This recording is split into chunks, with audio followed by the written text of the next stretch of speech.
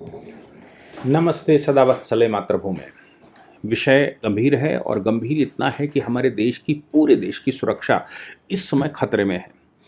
मोदी सरकार के आने के बाद जिस प्रकार से डिजिटल प्लेटफॉर्म्स के ऊपर धीरे धीरे करके ही सही लेकिन लगातार उस पर प्रतिबंध या उसको मॉनिटर करना या उसको अपने दायरे में लाने की कोशिश की जा रही है। हम सब जानते हैं कि भारत में जब ये इंफॉर्मेशन टेक्नोलॉजी आई तो बड़ा श्रेय लेते हैं कि राजीव गांधी जी लेकर आए थे, लेकिन राजीव गांधी उस समय मुझे नहीं लगता कि वो बहुत दूरदृष्टा रहे होंगे या उनकी टीम, प्रधानमंत्री को तो जैसे सलाह दी गई होगी वैसा किया गया होगा, लेकिन उनकी टीम के पास इतनी दूरदृष्टि भी रही होगी कि वो ये समझ सके कि वाकई में ये इंफॉर्मेशन टेक्नोलॉजी भारत में कितना कहर ढाने वाली है। मैं आपको बता दूं कि फेडरल कम्युनिकेशन कमीशन, आप कोई भी गजट खरीदते हो उस पर एफसीसी लिखा होता है, उस पर ईसीसी लिखा होता है। कभी भी ध्यान दीजिएगा कि एफसीसी का मतलब क्या होता है। मैं आपको बताता हूं कि एफसीसी का मतलब होता है फेडरल कम्युनिकेशन कमीशन, और फेडरल कम्युनिकेशन कमीशन अमेरिका के अंदर 1920 के दशक में आया था। 1920 में फेडरल कम्युनिकेशन कमीशन बना था। इसका मतलब यह हो गया कि 1920-25 के तरफ अमेरिका के पास इंटरनेट की टेक्नोलॉजी थी और सेकंड वर्ल्ड वॉर के टाइम पर उन्होंने इंटरनेट टेक्नोलॉजी का इस्तेमाल भी किया था। यानी कि उनकी डिफेंस के पास वो इंटेलिजेंस लेने की और ये जो युद्ध के दौरान कम्युनिकेशन का जो मीन्स था, जैसे आज टेलीग्राम का इस्तेमाल करते हैं या फिर हम हॉटलाइन का इस्तेमाल करते हैं या और लीज लाइन का इस्तेमाल करते हैं, उस समय इंटरनेट टेक्नोलॉजी आ चुकी थी और पूरे विश्व में जो अमेरिका की फौजें थीं उनके साथ कम्युनिकेशन करने का उनके पास साधन इंटरनेट हुआ करता था। तो आप समझ सकते हैं कि इंटरनेट अगर आ चुका था भारत में तो हम 80 के दशक में लेकर आए। 80 के दशक में मतलब जब 1984 में इंदिरा गांधी जी की मृत्यु हो गई, राजीव गांधी सत्ता में बैठे और अमेरिका ने यह तय किया कि इंटरनेट टेक्नोलॉजी के माध्यम से पूरे विश्व में वो शासन कर सकता है। यानी कि इंटरनेट टेक्नोलॉजी से वो पूरे विश्व की जो जासूसी है वो करवा सकता है, उसका फिजिकल पैसा बच सकता है और जासूसी करने का थोड़ा जो नया ट्रेंड है वो शुरू किया। उन्होंने वो टेक्नोलॉजी खोल दी, पूरे विश्व के सामने सार्वजनिक कर दी। जैसे ही विश्व के सामने सार्वजनिक हुई तो बड़े बड़े कंट्री, उसमें चाइना, रशिया, इंडिया, ये सब वो टेक्नोलॉजी ला सकते थे। भारत बढ़कर आगे गया, बहुत सारे कंट्री गए, उन्होंने कहा भाई टेक्नोलॉजी फ्री में मिल रही है, इंफॉर्मेशन टेक्नोलॉजी मिल रही है, कंप्यूटर आ रहा है और कंप्यूटर का आविष्कार हो चुका है, अब हम इसको करेंगे। भारत में जो कंसर्न उठा उस समय वो ये उठा कि भारत में जॉब कटल हो जाएंगे और भारत में ये जो कंप्यूटर है वो लोगों के वर्किंग फोर्स को वो करेगा, एम्प्लॉयमेंट को प्रभावित करेगा। ये विषय तो खूब उठे, लेकिन चाइना उस समय समझ चुका था कि ये सब चाइना की जासूसी करने का तरीका हो सकता है। चाइना ने थोड़ा समय लिया लेकिन उन्होंने अपना सब कुछ डेवलप किया। उन्होंने अपने देश की सिक्योरिटी के लिए एक सर्वर 34,000 नाम का सर्वर लगाया, यानी कि उनके देश में जितनी वेबसाइटें चलती हैं, जो इन्फॉर्मेशन रहती है, उस इन्फॉर्मेशन में सोशल मीडिया तो पहले जाती नहीं, वो फेसबुक को नहीं जाने देते, वो गूगल को नहीं जाने देते, वो ट्विटर को नहीं जाने देते, वो किसी को नहीं लेते, वो अपने यहाँ प्रवेश ही नहीं करते। जबकि इसी प्रकार के सारे जो वो हैं वो प्लेटफॉर्म वो उन्होंने अपने बनाए और सर्वर 34,000 लगाकर रखा। अगर कोई इंफॉर्मेशन चाइना से चाहता भी है तो वो इंफॉर्मेशन लेने वाले की डिटेल पहले उनके सर्वर 34,000 पर जाती है, फिर ये तय करता है कि कौन सी इंफॉर्मेशन देने लायक है, कौन सी वेबसाइट जाने लायक है और पूरी ट्रैकिंग करते हैं। यही कारण है कि चाइना के ऊपर अमेरिका का प्रभाव सबसे कम है।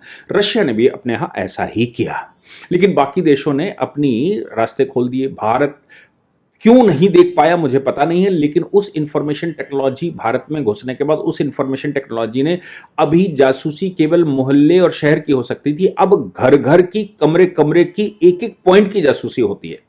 आपके मोबाइल पर अलग डेटा ट्रैक किया जा रहा है, आपके सिस्टम पर अलग किया जा रहा है, घर में जो गैजेट इस्तेमाल होते हैं वो, आपको याद होगा गलवान के टाइम पर भारत सरकार ने उस समय बहुत सारे बैन लगा दिए थे और ये कहा था कि टिकटॉक हम बंद कर रहे हैं, तमाम चाइनीज ऐप बंद कर दिए थे, तमाम जो मेटल के प्रोडक्ट इंपोर्ट होते थे उन पर बैन लगा दिया था, क्योंकि मेटल भी जासूसी करता है। उसको ऐसे समझने, दिल्ली मेट्रो का आप एक टोकन लेते हैं, वो टोकन रखा जाता है एक मशीन पर और वो उसको फीड कर देता है, यानी कि वो रीड कर लेता है और अब वही टोकन या वही आपका जो कार्ड है, वो कार्ड आप उसके सिस्टम को दिखाते हैं, इंटरफेस को उसको दिखाते हैं, जैसे ही आप उसको छूते हैं वैसे ही वो उसको रीड कर लेता है, उतने पैसे कट कर लेता है। ना ही कोई फिजिकल उसमें डेटा फीडिंग है, ना ही कुछ है।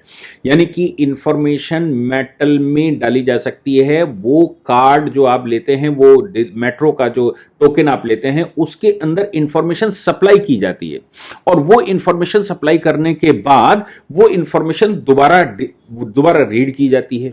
यानी कि मेटल में इंफॉर्मेशन लेने और इंफॉर्मेशन स्टोर करने और इंफॉर्मेशन ट्रांसफर करने की टेक्निक लगाई जा सकती है।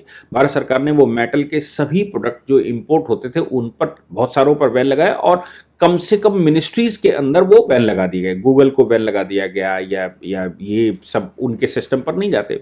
लीज लाइनें उनके यहाँ हैं, उन पर सोशल मीडिया के प्लेटफॉर्म नहीं खुलते। आपके फोन पर खुलते होंगे, लेकिन उनके सिस्टम पर, मिनिस्ट्री में जो सिस्टम है, उन सिस्टमों पर वो नहीं खुलते। अब सवाल ये था कि होता चला गया, हमको ट्रैक करता है गूगल, हम गूगल मैप लगाते हैं, वो लगातार लोकेशन मांगता है। तमाम आप जो ऐप इस्तेमाल करते हैं वो लगातार, आप अगर लोकेशन बंद कर देंगे वो आपको मैसेज देते रहेंगे, लोकेशन खोलिए, लोकेशन खोलिए, लोकेशन खोलिए। यानी कि वो हमको ट्रैक करना चाहते हैं। और गूगल मैप वगैरह तो यहाँ तक पहुँच गया है कि हम रोड पर अगर चलते हैं तो रोड पर चलते समय भी वो हमको ट्रैक करता है और हमारी स्पीड के आधार पर वो बताता है कि यहाँ पर जाम लगा हुआ है, यहाँ पर वो है, यहाँ पर क्या स्थिति है, यहाँ पर स्लो चल रहे हैं, यहां तेज चल रहे हैं, जो भी वो हमको ट्रैक करता है। और हमारी जैसी कई डिवाइसें अगर वहां पर होंगी तो वो सभी डिवाइसों को ट्रैक करने के बाद ये अंदाजा लगाता है कि यहां पर जाम लगा हुआ है और हमको ही ऐप पर दिखाता है। इसके अतिरिक्त गूगल मेल भी हमको करता है, जीमेल हमको मेल करता है और मेल करके साल भर में हम कहां कहां गए, कौन कौन से स्पॉट पर कितनी देर रुके, अगर हमने लोकेशन ऑन करके रखी थी तो कितनी देर रुके, वो भी हमको डिटेल देता है। कितने शहरों में गए, कितने बजे चले थे, कितने बजे आए थे, वहां पर कौन कौन से मंदिर में गए थे, कहां कहां आप बैठे थे, किन किन संस्थानों में गए थे, वो सारी डिटेल मेल करके आपको बताता है। मेल करके बताता है मतलब पहले वो डेटा लेता है, पहले वो अपने पास स्टोर करता है, फिर आपको भी अवेयर करता है, ताकि आप ये ना कहें कि डेटा चोरी हो रहा है। आपको बताता है भाई आप यहां गए थे।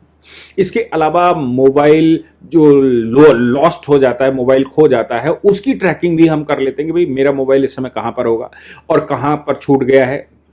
खोए पाए को हम उसमें गूगल में ही ट्रैक कर लेते हैं। आप सोचिए कि गूगल हमको एक एक चीज ट्रैक करता है। अब तो ये भी कहा जा रहा है कि बंद मोबाइल, स्विच ऑफ कर, अगर आपने मोबाइल स्विच ऑफ कर दिया तो भी वो आपकी बातें सुनता है। और तमाम तरह के एआई ऐपों को हमने डाउनलोड करके रखा होता है। ये एआई ऐप हमको हमारी इंफॉर्मेशन लेते हैं। अभी जेमिनी का एक प्रकरण कल आया था 2 दिन पहले, और जेमिनी के मामले में ये कहा गया कि वो जिसने जेमिनी अपने पे डाउनलोड कर रखा, जिस मेल से डाउनलोड कर रखा था, वो उसकी मेलें पढ़ रहा था, ऐसा पकड़ा गया। और ये सारे एआई टूल्स ऐसे इस्तेमाल होते हैं। और एआई टूल्स का मतलब ये है कि वो वहां तक चले जाते हैं, पूरे संसार की वेबसाइटों से डेटा चुराकर आपको तत्काल देते हैं। जैसे आप उस पर सर्च लगाते हैं, वो वहां से डेटा लेते हैं, आपके अनुसार लिखते हैं और लिखकर दे देते हैं। अगर डेटा गलत होता है, क्योंकि ये जो तमाम केसेस आ रहे हैं जिनमें ये है कि चैट जीपीटी गलत बता रहा है, खासतौर से कोर्ट में तमाम केसेस डिसमिस इस बात पर किए जा रहे हैं कि ये केस ही फर्जी लिखे हुए हैं। वो जिस वेबसाइट पर, किसी वेबसाइट पर किसी ने गलत लिखा होगा तो वो वहीं से चोरी करके आपको देता है और आपको बताता है और वो हमको मिलता है। अब सवाल ये पैदा होता है कि इन पर, सोशल मीडिया के प्लेटफॉर्मों पर जो wrong information, miss information spread out की जा रही है, तमाम वेबसाइटों पर गलत दी जा रही है, इनको कैसे ट्रैक किया जाए। इनको लोग शेयर करते हैं, शेयर करने के बाद सबको बताते हैं और देश में एक आंदोलनकारी स्थिति पैदा हो जाती है। मस्जिदों से, जहां कहीं भी आपने देखा होगा कि दंगे होने वाले होते हैं या दंगे हो रहे होते हैं, संभावना होती है वहां पर इंटरनेट डाउन कर दिया जाता है और इंटरनेट हो सकता है बंद भी कर दिया जाए, इसकी स्पीड स्लो कर दी जाती है ताकि उसको ट्रैक किया जा सके। अब सरकार ये तमाम तरह के टूल इस्तेमाल करती है, लेकिन इतना बड़ा नेटवर्क हो चुका है, हम इतने सारे ऐपों पर ऐपों पर जा चुके हैं, इतने सारे हम साइटों पर जा चुके हैं, इतना सब कुछ परमिशन हम दे चुके हैं। ऐसी परिस्थिति में मेरा कुछ भी सेफ नहीं है। सरकार ने रूल्स बनाते हुए ट्विटर से, आपको याद होगा कि जब रविशंकर प्रसाद जी मिनिस्टर हुआ करते थे, उन्होंने कहा था कि भाई हम सोशल मीडिया पर कंट्रोल करेंगे। उसके बाद स्मृति ईरानी जी आई, उन्होंने भी कहा कि हम सोशल मीडिया पर वो करेंगे और रूल्स भी बना दिए। रूल्स बनाने के बाद ये हुआ कि जितनी कंपनियां भारत में काम कर रही हैं उनको अपनी ग्रीवेंस अथॉरिटी बैठानी पड़ेगी और ग्रीवेंस अथॉरिटी के साथ उनको जो जिन लोगों की ग्रीवांस है उसका ग्रीवांस का वो बनाना पड़ेगा। और इसके अतिरिक्त भारत सरकार या सरकारी एजेंसी को इंफॉर्मेशन चाहती है तो वो तत्काल देने के लिए आपको एक यहां पर ऑफिस खोलना पड़ेगा, आपको यहां लोकल सर्वर भी लगाना पड़ेगा। बहुत दिनों तक, कम से कम 2 साल तक कंपनियां इस बात से जूझती नहीं कि नहीं वो नहीं लगाना चाहते। खासतौर से ट्विटर ने तो स्टेटमेंट भी दे दिए थे और उन्होंने कहा वो यूएस की पॉलिसी को फॉलो करते हैं, भारत सरकार की बात मानने के लिए तैयार नहीं। भारत में freedom of speech and expression है, इसलिए भारत में सरकार हमारे ऊपर प्रतिबंध नहीं लगा सकती। ऐसी परिस्थिति में रविशंकर प्रसाद जी का खुद का अकाउंट गड़बड़ हो गया, कई एक अकाउंटों पर चक्कर आ गया, तो फिर भारत सरकार ने उस समय ट्विटर को बाकायदा नोटिस जारी करके कहा कि हम उक्त तारीख तक अगर हमारी गाइडलाइंस को फॉलो नहीं करते हैं, तो आप नहीं फॉलो करते हैं तो फिर हम इसको सीज कर देंगे, ट्विटर भारत में काम नहीं करेगा। बहुत सारे कंट्री नहीं करते हैं, बहुत सारे कंट्री अपने यहां एक्सेस नहीं देते। तब ट्विटर ने अपने यहां पर नोडल ऑफिस खोलने शुरू किए। ठीक है, इतना कंप्लायंस भारत सरकार ने करवा दी, ये कहते हुए कि हम इसको, हालांकि उसको उन्होंने चैलेंज किया कोर्टों में, लेकिन कोर्टों से भी उनको रिलीफ नहीं मिला। भारत सरकार ने एक स्पेसिफिक सहयोग पोर्टल बनाया। उस सहयोग पोर्टल में जितनी एजेंसियां भारत में काम करती हैं, पुलिस काम करती है, तमाम इन्वेस्टिगेटिंग एजेंसियां, दूसरी इनकम टैक्स की एजेंसी काम करती है और ईडी काम करती है, या फिर एनडीपीएस के तहत ड्रग्स की एजेंसियां काम करती हैं, तमाम एजेंसियां देश भर में इन्वेस्टिगेशन करती हैं। इन एजेंसियों का एक्सेस उसके थ्रू दिया, और अगर ये एजेंसियां इन्वेस्टिगेशन कर रही हैं तो किसी भी व्यक्ति का इन्वेस्टिगेशन करते समय वो सहयोग पोर्टल के थ्रू उस कंपनी को, जिस कंपनी का सोशल मीडिया वो चाहते हैं, उसको वो एक रिक्वेस्ट भेजते हैं और रिक्वेस्ट भेजकर उनका डेटा पूरा मांगते हैं। इसके अतिरिक्त अगर कोई रॉन्ग इन्फॉर्मेशन स्प्रेड आउट की जा रही है और देश में वो गलत कर सकती है, ऐसी परिस्थिति में सहयोग पोर्टल से एक रिक्वेस्ट जाती है और ये कहा जाता है कि ये इन्फॉर्मेशन डाउन कर दी जाए, ये अकाउंट बंद कर दिया जाए। अब अकाउंट बंद कर दिया जाए, इन्फॉर्मेशन डाउन कर दी जाए, या फिर हमको इन्फॉर्मेशन दे दी जाए, ये तमाम एजेंसियां सहयोग पोर्टल के माध्यम से सीधे एजेंसी को संपर्क करते हैं। हालांकि भारत में हमने cybercrime.gov.in नाम की एक वेबसाइट भी खोली हुई है। अगर किसी और व्यक्ति को ऐसा लगता है कि भाई हमें ये जो इन्फॉर्मेशन चल रही है, इन्फॉर्मेशन गलत है, ये इन्फॉर्मेशन गलत तरीके से स्प्रेड की जा रही है, देश में ये दंगा भड़का सकती है, देश में गलत कर सकती है, तो वहां पर जाकर हम लोग भी रिक्वेस्ट कर सकते हैं, और रिक्वेस्ट करके वो पूरा डिटेल और उसकी वो या हमारा डेटा, हमारी जो पर्सनालिटी है उसको किसी तरह से रॉन्ग इस्तेमाल किया गया है, या किसी ने बिना मेरी अनुमति के इस्तेमाल किया, तो वहां पर हम साइबर क्राइम का केस डाल सकते हैं। यही सारा बैंकों में। अब साइबर क्राइम का हमने केस डाला, वो प्राइमरी इन्वेस्टिगेशन करते हैं और उसके बाद उनको लगता है तो MeitY, ministry of electronic and information, ये उसकी अपनी डेस्क होती है, उनकी अपनी डेस्क होती है, उन डेस्कों को वो फॉरवर्ड कर देते हैं। उन डेस्कों को फॉरवर्ड करने के बाद फिर वो सहयोग पोर्टल पर जाते हैं। सहयोग पोर्टल पर वो कहते हैं कि भाई इसको बंद कर दिया जाए, तो हम इंफॉर्मेशन दे सकते हैं साइबर क्राइम की वेबसाइटों पर,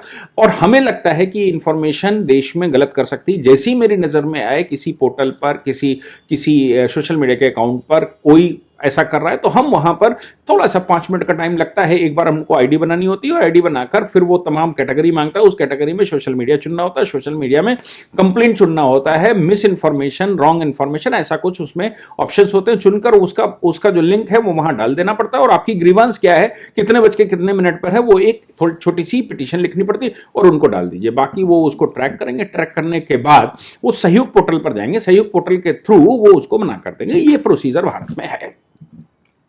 अब भारत सरकार ने ये जो किसान मूवमेंट चल रहा है 2021 से 2023 तक, तमाम तरह के भारत में ये चल रहे थे। सीए 2020 में शुरू हुआ, फिर वो किसान मूवमेंट के नाम से मूवमेंट शुरू हुआ, और ऐसे मूवमेंट चल रहे थे। इन समयों पर बड़ी रॉन्ग इन्फॉर्मेशन सप्लाई की जा रही थी। भारत सरकार के सहयोग पोर्टल के थ्रू उन्होंने एक्स को लिखा और कहा कि इस इन्फॉर्मेशन को डाउन कर दो। एक्स ने वो कुछ इन्फॉर्मेशन तो डाउन की, लेकिन कुछ इन्फॉर्मेशन डाउन करने से डाउन नहीं की, और भारत सरकार के आदेश को, यानी कि माइती के आदेश को उन्होंने चैलेंज कर दिया। हाई कोर्ट के सिंगल जज ने सुनवाई करी और सुनवाई करके इन्होंने कहा कि भाई जिसका आप अकाउंट डाउन करना चाहते हैं, जिसको आप इंफॉर्मेशन डाउन करना चाहते हैं, इंफॉर्मेशन डिलीट करना चाहते हैं, उसको पहले ग्रीवांस के लिए एक अवसर दीजिए। भारत में right to speech and expression है, उनको अवसर दीजिए। अवसर बिना दिए आप किसी के अकाउंट बंद नहीं कर सकते। सिंगल जज की बेंच में पढ़ा, सिंगल जज की बेंच ने कहा कानून का पालन करना इंटरमीडियरी का काम है। इंटरमीडियरी का काम नहीं, किसके फंडामेंटल राइट जा रहे हैं। इंटरमीडियरी का काम सिर्फ इतना है कि भारत सरकार जितना कह रही है, सरकारी आदेश जितना है उतना पालन करे।